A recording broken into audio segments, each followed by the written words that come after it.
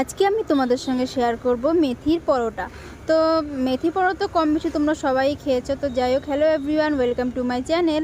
তো এখানে দেখো আমার যতটা আটা লাগবে অতটা পরিমাণ আটা নিয়ে নিয়েছি, আর পুরো এক আটি মেথি শাকই আমি কুচিয়ে দিয়ে দিয়েছি। মানে আমার একটু বেশি মেথি শাক আমার বেশি ভালো লাগে, তোমরা কম বেশি এখানে অ্যাডজাস্ট করতে পারো। তো এখানে হলুদ, লবণ আর হচ্ছে তোমার ধনের গুঁড়ো দিয়েছি, আর এখানে একটা বাটা মশলা দিয়েছি, সেটা হচ্ছে তোমার রসুন, আদা আর কাঁচা লঙ্কা।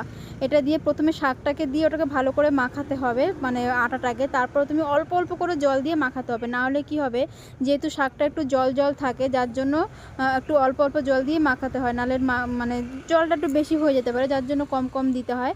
তো যাই হোক, এখানে একটু বড় বড় করে ডো নিতে হবে, মানে যাতে একদম পাতলা বেললে হবে না, সামান্য একটু মোটা রাখতে হবে, যেহেতু এটা মেথি শাক রয়েছে তার জন্য।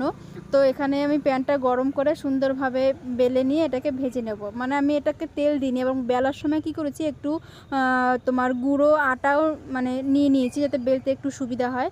তো অল্প একটু হয়ে আসলে একপাশে একটুখানি তুমি অয়েল ব্রাশ করে নিতে পারো। যারা ধরো তেল ছাড়া করতে চাও তারাও করতে পারো, কোনো অসুবিধা নেই, এবং তেল দিয়ে করলেও কোনো ব্যাপার না। তো যদি হালকা তেলের মধ্যে করো তাহলে মনে হয় বেশি ভালো হয়, এটা শরীরের পক্ষেও খুব একটা ক্ষতি হয় না। তো যাই হোক, আমি দুপাশে একটু সুন্দর অয়েল ব্রাশ করে নিয়েছি, দেন এটা রেডি। দেখো, এটা খেতে সত্যি অসাধারণ। আর এর সঙ্গে আমি তো এমনি শুধুই খেয়ে নিই, আমার কোনো কিছুই লাগে না। তো বেশিরভাগ আমি এটা মানে দই দিয়েই খাই, দই দিয়ে খেতে আমার খুব ভালো লাগে।